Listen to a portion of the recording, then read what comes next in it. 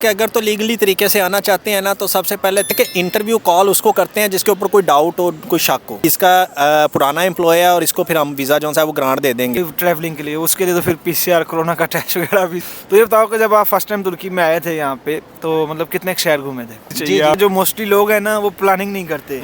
वो क्या सोचते हैं, क्या डन बेस पे कोई हमें वीज़ा दे दे। तो एक जो मेन जो डॉक्यूमेंट है वो है आपका कवरिंग लेटर। अस्सलाम वालेकुम, क्या हाल है दोस्तों?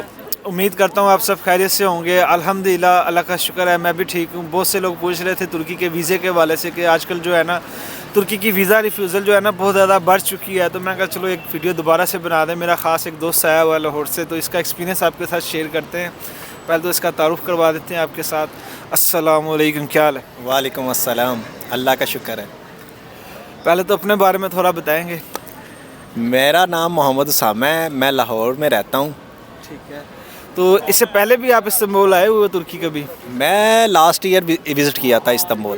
ठीक होगा। तो लास्ट ईयर कितना दिन गुजारे थे? मैं 15 डेज़। 15 डेज़। तो अभी कितने डेज़ के लिए आए हुए हैं? अभी मैं आया हूँ 8 डेज़ के लिए। 8 डेज़ के लिए। तो ज़रा ये बताया कि जब आपने वीज़ा अप्लाई किया था पाकिस्तान, ख़ास लाहौर में, तो क्या डॉक्यूमेंटेशन सबमिट किए थे? वीज़ा अप्लाई करना मुश्किल नहीं है। मेन ये है कि उसकी जो फ़ाइल रेडी करनी है ना, वही काम रखता है। जिसमें जो सा है वो आपका ओरिजिनल पासपोर्ट चाहिए होते हैं, आपकी पिक्स चाहिए होती हैं, आपका जो सा आइडेंटिफिकेशन कार्ड चाहिए होता है। उसके बाद आपके पास इंश्योरेंस होनी चाहिए जितने दिन आप यहाँ पे जो सा है वो विज़िट कर रहे हैं। फिर आपके पास बैंक स्टेटमेंट होनी चाहिए, मेंटेनेंस लेटर होना चाहिए। उसके बाद जो है चैम्बर ऑफ कॉमर्स का कार्ड अगर आपके पास अवेलेबल है तो वेल एंड गुड है। उसको देखते हुए वो आपको जो सा है वो वीज़ा ग्रांट कर देते हैं। अदरवाइज़ कईयों के पास नहीं भी होता, उनकी लक होती है, उनको दे भी देते हैं, नहीं भी देते हैं। फिर आपका बैंक स्टेटमेंट में अच्छे खासे पैसे होने चाहिए। कम से कम जो सा है अगर आप 8 से 10 दिन के लिए आ रहे हैं तो आपके पास कम से कम भी जो सा है बैंक अकाउंट में 6 से 7 लाख रुपया होना चाहिए। ठीक है, यानी कि बैंक स्टेटमेंट में इस टाइम पैसे ज़्यादा ही होने चाहिए। मतलब पैसे ज़्यादा होने। काम वालों का कोई सीन नहीं है आज? नहीं, काम वाला का कोई नहीं है। वो आप अगर अच्छा ये बताओ अच्छा उसामा भाई, ये बताओ कि जैसे कोई बंदा कहता है यार मेरा बिज़नेस वगैरह नहीं है, लेकिन मैं जॉब भी नहीं करता कहीं, लेकिन मुझे तुर्की फिर भी आना है, क्योंकि ड्रामे वगैरह देख के ना आजकल वाम हमारी तुर्की आने को सोचती है कि हमें तुर्की जाना है। ऐसे लोगों को क्या कहना चाहोगे जिनका मतलब ना बिज़नेस है ना जॉब करते हैं, लेकिन तुर्की आने की ख्वाहिश रखते हैं? नहीं, वो ये है कि अगर तो लीगली तरीके से आना चाहते हैं ना, तो सबसे पहले 3 से 4 महीने आपको चाहिए डॉक्यूमेंटेशन कंप्लीट करने में, क्योंकि बैंक स्टेटमेंट जो सी है वो 3 मंथ की लगती है। ठीक है, वो तो आपके पास मस्ट है होनी चाहिए। अगर आप आज अकाउंट ओपन करवाते हैं तो आफ्टर 3 मंथ्स आप जो सा है वो वीज़ा अप्लाई कर सकते हैं। अच्छा उसामा भाई, ये बताओ, चलो बिज़नेस जिसका नहीं था उसने रजिस्ट्रेशन कर ली, मतलब प्लानिंग कर ली पहले कि 3-4 महीने पहले मैं ये सेटअप करूँगा शो करने के लिए। बाज़ लोग कहते हैं यार हम सैलरी पे काम करते हैं लेकिन हमारी सैलरी थोड़ी है, उनके हवाले से भी कोई सजेशन या कोई टिप देना चाहोगे? उनके हवाले से ये है कि वो किसी भी जोन सा है वो जहाँ से भी सैलरी लेते हैं वो अपने बैंक अकाउंट में लिया करें। बैंक अकाउंट में लेंगे और वो फिर आपको एक सैलरी स्लिप इशू करेंगे। जब सैलरी स्लिप इशू करेंगे, वैसे तो एम्बेसी जो है वो 3 मंथ्स की मांगती है, पर आप अगर 6 मंथ्स की लगा दें तो वो ज़्यादा बेहतर है, क्योंकि उससे ये होगा कि एम्बेसी देखेगी कि ये इसका पुराना एम्प्लॉय है और इसको फिर हम वीज़ा जो है वो ग्रांट दे देंगे। आपकी सैलरी अच्छी होनी चाहिए, ठीक है। सैलरी स्लिप्स आपके पास होनी चाहिए कि आप जब भी हर मंथ आप सैलरी ले रहे हैं तो उसकी आपने साथ जो सा है वो जहाँ पे भी काम करें वहाँ से सैलरी स्लिप भी लेनी है आपने। ठीक है। अच्छा, इसके अलावा जब वीज़ा अप्लाई कर देते हैं आजकल इंटरव्यू के लिए कॉल करते हैं, पूछते हैं कन्फर्मेशन वगैरह के आपका इनकम क्या है वगैरह वगैरह, मतलब पहले तो पूछते थे, आजकल का मुझे आइडिया नहीं है। वो ये होता है कि इंटरव्यू कॉल उसको करते हैं जिसके ऊपर कोई डाउट हो, कोई शक हो। यानी कि कंफर्म नहीं है, अपनी मर्ज़ी है, किसी केस के ऊपर कर ली अपनी मर्ज़ी से करते हैं वो। अगर किसी के ऊपर उनको शक है या डॉक्यूमेंट में कोई इशू है, वो जस्ट उसको कॉल करते हैं, अदरवाइज़ सबको कॉल नहीं करते। ठीक हो गया। तो ये बताओ, वैक्सीनेशन सर्टिफिकेट वगैरह ये वगैरह भी ज़रूरी होते हैं वीज़ा अप्लाई करने के लिए? वैक्सीनेशन सर्टिफिकेट जो सा है वो वीज़ा अप्लाई करने में ज़रूरी नहीं है, वो सिर्फ जस्ट एयरपोर्ट पे चेक करते हैं। वही ट्रैवलिंग के लिए। उसके लिए तो फिर पीसीआर कोरोना का टेस्ट वगैरह भी चाहिए आपको, तुर्की का हेल्थ फॉर्म भी चाहिए। तो ये बताओ कि जब आप फर्स्ट टाइम तुर्की में आए थे यहाँ पे, तो मतलब कितने शहर घूमे थे? मैं जब फर्स्ट टाइम आया था तब भी जो सा है वो ये कोरोना वाली ही सूरत हाल थी, और मैं जो सा है वो कम से कम 4 सिटीज़ में मैं इनके गया था। सही। तो कौन कौन से शहर? एक कोनिया था, कोनिया में हज़रत बाबा, अब मुझे आइडिया, मौलाना रूमी जो से हैं वो उनके मज़ार पे गया था। और फिर मैंने जो सा वो कैपिडोकिया ये विज़िट किया था। वहाँ पे हम जो सा हॉट एयर बलून है जो हवा में उड़ते हैं, देखा होगा नेट के ऊपर, वो हमने लिया था। उसके बाद वो वेरी फेमस सिटी है उनका। उसके बाद जो सा है वो अंतालिया गया था मैं। और उसके बाद इस्तांबुल तो है ही है, कैपिटल है। सही है। कैपिटल तो इस टाइम इनका अनकरा है वैसे, अनकरा है। लेकिन पुराने टाइम का इस्तांबुल ही है। अच्छा ये बताओ उसामा भाई कि अभी तक कौन सा शहर आपको ज़्यादा अच्छा लगा है? इनका हर लिहाज से जौन सा है वो उनकी वहाँ पे जौन सा है वो लोग वहाँ पे वो जौन सी हैं वो चीज़ें देखने वाली वो हर तरह मुख्तलिफ हैं। अगर आप जौन सा है वो कैपिडोकिया की बात करें, वहाँ पे जौन सा है वो हॉट एयर बलून है और उनके जो होटल्स हैं वो एक लगा लें कि सुरंग टाइप जिसको कहा जाता है। गारों में कह लो ना, पत्थरों में, हाँ। पहाड़ों में, गारों में जो है घर बने हुए हैं, होटल्स बने हुए हैं। हाँ, गारों जो पत्थरों खूबसूरती में बनाते बिल्कुल ऐसे ही है। वो उनकी एक अलग जौन सा है वो खूबसूरती है। इस्तांबुल है, यहाँ पे एक अलग है खूबसूरती। ऐसे ही है, कोई शक्ल। चलो अभी फिलहाल हम इस्तांबुल के हवाले से पूछते हैं। इस्तांबुल में अभी तक कौन कौन सी जगहों पे गए और कौन कौन सी जगह आपकी अच्छी फेवरेट रही है? मेरी मोस्ट फेमस जौन सी वो रही है जौन सी इस्तांबुल में प्लेस है वो रही है तकसिम। उसके बाद उसके नियरेस्ट ही ग्लाटा टावर है, फिर उसके बाद सुल्तान अहमद है, अस्कराय है। उसके बाद आज हम जौन सी ये प्लेस के ऊपर मौजूद हैं। इस टाइम हम तकसीम के पास ही, थोड़ा सा इधर चले जाए तो तकसीम ही आ जाती है, ऐसे। आपकी मोस्ट फेवरेट जगह। जी जी, ऐसे। लेकिन इस टाइम हम जो है ना शिशली में बैठे हुए हैं, ठीक है। ये पीछे शॉपिंग मॉल है, ये भी बहुत प्यारा है, मेरा तो फेवरेट ही है। तो इसके अलावा देखने वालों को और किसी को भी मशवरा दोगा, जो कि बहुत से लोग अभी भी समझते हैं कि वीज़ा जो है ना हमें बहुत मुश्किल से मिलता है या हमें मिलेगा ही नहीं पहली दफ़ा। अच्छा, फ्रेश पासपोर्ट के हवाले से भी कोई मशवरा देना चाहो? आप फ्रेश पासपोर्ट के ऊपर भी वीज़ा ले सकते हैं। मेन ये इशू नहीं है कि आप फ्रेश पासपोर्ट पे आपका वीज़ा नहीं मिल सकता, या उससे पहले जो है वो आपके पास कोई स्टैंप लगी होनी चाहिए किसी भी कंट्री की। ये कोई ऐसा नहीं है। आपके पास मेन ये है कि डॉक्यूमेंटेशन होनी चाहिए। आप डॉक्यूमेंटेशन रेडी करेंगे जिसमें आपके पास अगर बिलफर्ज बैंक स्टेटमेंट है, आपने आज अकाउंट ओपन करवाया है तो 3 मंथ्स में आपने अकाउंट को अच्छा चलाना है, ठीक है। आपका बिज़नेस होना चाहिए। बिज़नेस में ये है कि अगर आप तो चैम्बर की मेंबरशिप ले लें तो उससे आपके पॉइंट्स जो हैं वो बहुत ज़्यादा हो जाते हैं। आप फिर उसको कंपनी को रजिस्टर्ड करवा लेते हैं, उसके पॉइंट्स और ज़्यादा हो जाएंगे कि हमें कम से कम जो फाइल है वीज़ा लेने के लिए 100 पॉइंट्स जो हैं उनमें से कम भी 70 पॉइंट्स चाहिए होते हैं, ठीक है। आपने 70 पॉइंट हर डॉक्यूमेंट के 10 पॉइंट भी लगाएं तो 70 पॉइंट्स हो जाते हैं। ऐसे ही है। बहुत शुक्रिया समय। मैंने भी एक चीज़ नोट किया कि जो मोस्टली लोग हैं ना वो प्लानिंग नहीं करते। वो क्या सोचते हैं, क्या डन बेस पे कोई हमें वीज़ा दे दे, हम बस पासपोर्ट दें उसको, वो हमें वीज़ा दे दे। मोस्ट लोगों का ना ये कॉन्सेप्ट है जो मैंने अभी तक देखा है। हालांकि वीज़े के लिए मैं भी यही समझता हूँ कि सबसे पहले बंदे की प्लानिंग होनी चाहिए। प्लानिंग करे, बिजनेसमैन नहीं भी है बिजनेसमैन बन जाए।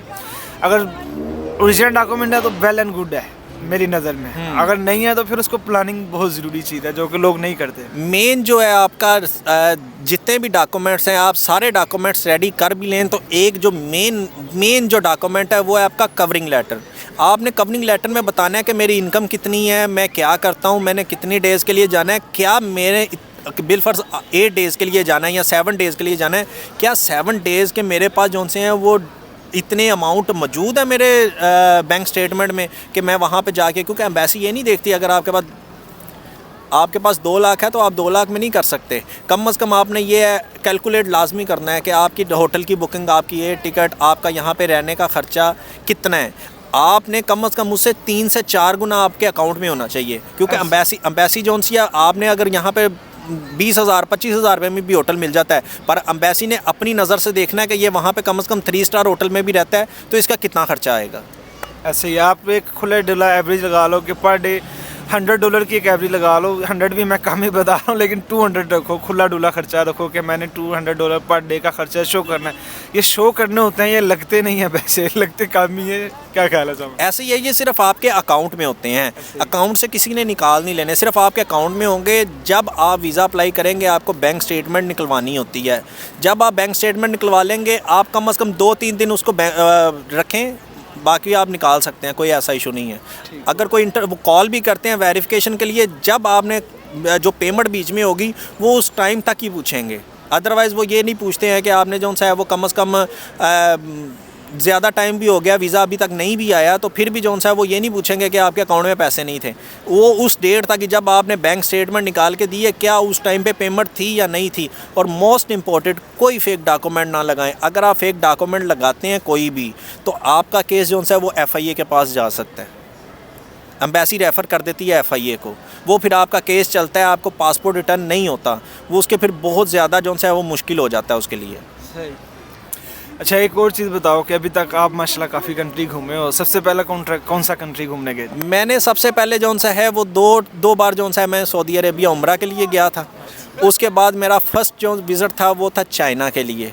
मैं चाइना जो है वो 2 टाइम चाइना मैंने विज़िट किया है। अच्छा, तो चाइना जब फर्स्ट टाइम गए थे कितने दिन स्टे किया है? मैंने चाइना स्टे किया था आई थिंक मुझे याद नहीं है, कम से कम मैंने 11 to 12 डेज़ ही किया था। अच्छा, तो चाइना के हवाले से मैंने भी यही सुना है, जैसे इधर तुर्की में लैंग्वेज का बहुत इशू है, चाइना के हवाले से क्या कहोगे? उधर पे भी तो, उधर की तो लैंग्वेज बंदा पढ़ भी नहीं सकता कि लिखी क्या है। नहीं, चाइना में बिल्कुल ऐसा ही है कि वहाँ की लैंग्वेज नहीं समझ आती है, पर यह है कि हर बंदे ने अपने मोबाइल में ट्रांसलेटर डाउनलोड किया हुआ है। वो उसी टाइम जो है उसको ट्रांसलेट आप इंग्लिश में बोलते हैं। पहले तो खैर जब मैं गया था तब तो उर्दू वाला नहीं था, वो हो सकता है उर्दू वाला भी आ गया हो कि उर्दू में आप बोलें तो आपको वो चाइनीज़ में कन्वर्ट कर दे। पहले ये था कि इंग्लिश में भी बोलना होता था तो आप जो है वो उनकी लैंग्वेज में वो कन्वर्ट कर देता था, तो वो उनको समझ आ जाती थी। तो कौन से साल में फर्स्ट टाइम चाइना गए? मैं आई थिंक 2017 में गया था। 2017 में, ठीक। तो 2017 तक तो सब ट्रांसलेटर हैं, मोबाइल में भी हैं आई थिंक होंगे, पर ये था कि मैंने ज़्यादातर जो देखे थे वो इंग्लिश में ही थे। सही, वहाँ पे चाइना में है। जी ठीक, तो ट्रांसलेटर था तो यहाँ पे भी गुजारा होता है, लेकिन मैं उस वाले से कहते जैसे इधर की इंग्लिश है ना ABC में लिखी जाती है जुबान,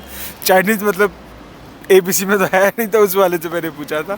तो इसके अलावा और कौन कौन से कंट्री गए अभी तक? मैं उसके बाद दोबारा नेक्स्ट मैं मलेशिया गया था। ठीक है। दुबई गया हूँ मैं, मलेशिया विज़िट किया मैंने। एक बार नहीं, मैंने कई टाइम जो है वो मलेशिया विज़िट किया है। उसके साथ ही फिर इंडोनेशिया है, कंबोडिया है, श्रीलंका है। उसके बाद अब तो मुझे कई कंट्रीज़ के नाम भी नहीं याद है। दुबई, बहरीन, उसके बाद तुर्की, फिर उसके बाद इंडोनेशिया, ऐसे कई कंट्रीज़ हैं। ठीक, तो टोटल कितने कंट्री होंगे, एक रफली आइडिया? 20, 12, 25, 30? मैं टोटल ये है कि एक कंट्री में मैं दूसरी बार भी गया हूँ। कम से कम मैं जो है वो 25 टाइम जो है वो मैं हर कंट्री में मैं विज़िट कर चुका हूँ। यानी कि एक कंट्री में बीच में 2-2, 3-4 तीन दफ़ा ऐसे गए हैं। जी। ठीक, चलो बहुत शुक्रिया। इंशाल्लाह उम्मीद करते हैं देखने वालों को, जो तुर्की के वीज़े से रिलेटेड लोग सोचते हैं, अभी भी मेरे से सवाल करते हैं, उनको ये चीज़ें क्लियर हो गई। उनके मेन चीज़ है डॉक्यूमेंटेशन, उसके बाद है आपकी प्लानिंग और डॉक्यूमेंटेशन बहुत ज़रूरी चीज़ है वीज़ा लेने के लिए। ये सिर्फ तुर्की का वीज़ा लेने के लिए नहीं है, मेरे ख्याल से हर कंट्री के वीज़े के लिए है जहाँ पे डॉक्यूमेंटेशन की रिक्वायरमेंट। ऐसे ही है, आपके पास डॉक्यूमेंट अच्छे होने चाहिए। आपको जो है वो ये तुर्की का छोड़ के आप अमेरिका का वीज़ा भी ले सकते हैं।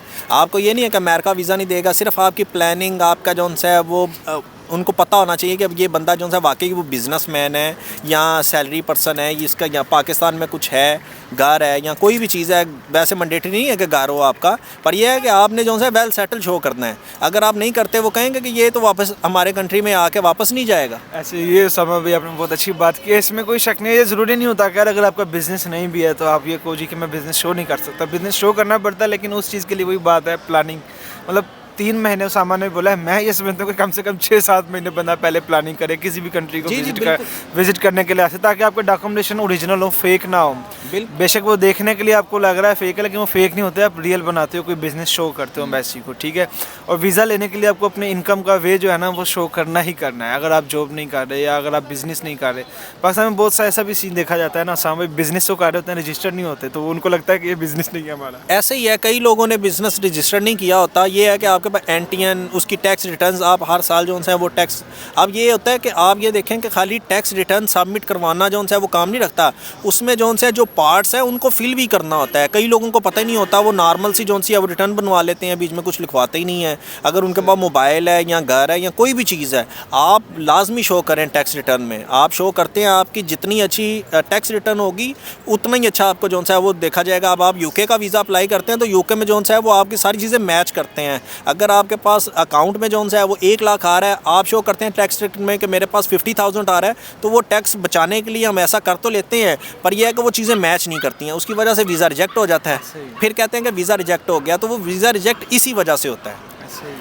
चलिए उम्मीद करते हैं आपको समझ लग गई। वीज़े के केसेस वैसे होते थोड़े पेचीदा सही है, बात वही हो जाती है ले दे के डॉक्यूमेंटेशन की, ठीक है। डॉक्यूमेंटेशन और प्लानिंग किसी भी कंट्री को विजिट करने के लिए ये दोनों चीज़ें बहुत मैटर करती हैं मेरी नज़र में, ठीक है। उसामा का भी आपके साथ एक्सपीरियंस इसीलिए शेयर किया है। बाकी आप सबसे गुजारिश है दुआओं में याद रखिएगा। इंशाल्लाह आपसे मिलते हैं अगली वीडियो में, तब तक के लिए दुआओं में याद रखिएगा। अल्लाह हाफिज़।